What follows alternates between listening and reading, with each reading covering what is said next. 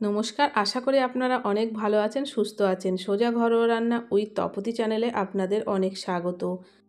যে রেসিপিটা আপনাদের সাথে শেয়ার করব, একবার দেখলেই কিন্তু আপনারা তৈরি করতে পারবেন, আর খেতে কিন্তু দারুণ সুন্দর হয়। এখানে আমি আলু কেটে নিয়েছি পিস করে, বেশি মোটাও না বেশি পাতলাও না, মিডিয়াম সাইজের আলু কিন্তু কেটে নিয়েছি। একটা পাত্র নিয়ে নিয়েছি, 3 চামচ মতন এখানে বেসন দিয়ে দেবো, আর 1 চামচ আর তার অর্ধেক দেবো এখানে চালের গুঁড়ো। পরিমাণ মতো লবণ দিয়ে দেবো, আর পরিমাণ মতন হলুদ গুঁড়ো দিয়ে দেবো। কালো জিরে দিয়ে দিলাম অল্প, আর জিরের গুঁড়ো দিয়ে দিলাম। সামান্য পরিমাণ চিনি দিলাম স্বাদের জন্যে। শুকনো উপকরণগুলো আগে কিন্তু ভালো করে মিশিয়ে নিতে হবে, কোনো দলাভাব যেন না থাকে।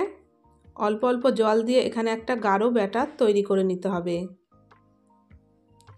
ব্যাটারটা কিন্তু পাতলা করলে হবে না, একদম গাঢ় করতে হবে। সুন্দরভাবে কিন্তু ব্যাটারটা ভালো করে ফেটিয়ে নিতে হবে। ঝালের জন্য এখানে লঙ্কা গুঁড়ো দিয়ে দেবো, আপনারা কিন্তু কাঁচা লঙ্কা বাটাটাও দিতে পারেন। লঙ্কা গুঁড়িটা ভালো করে কিন্তু মিশিয়ে নিতে হবে। এরপরে এক একটা করে আলুর পিস দিয়ে ভালো করে বেসনের গায়ে কোট করে এখানে কিন্তু রিফাইন তেলে ভেজে নিতে হবে।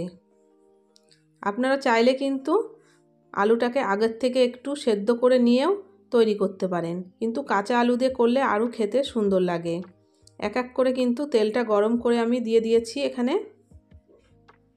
আর এটা কিন্তু গ্যাসের আঁচটা একটু লো মিডিয়াম টু আঁচে কিন্তু ভাজতে হবে, না হলে আলুটা কিন্তু ভেতর থেকে কাঁচা থেকে যাবে, খেতে ভালো লাগবে না।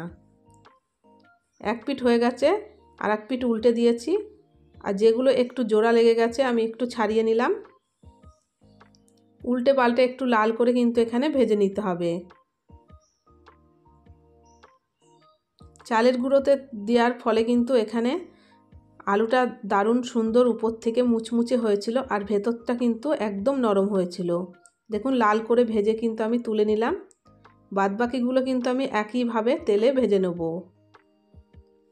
এই রেসিপিটা আপনারা যে কোনো সময় তৈরি করে গরম ভাত ডাল দিয়েও খেতে পারেন, মুড়ির সাথে খেতে পারেন, চায়ের সাথেও খেতে পারেন, বাচ্চাদের টিফিনেও কিন্তু দিতে পারেন। দেখুন কত সুন্দর হয়েছে, একটা ভেঙে দেখাচ্ছি, কত সুন্দর ভেতরে নরম হয়ে গেছে।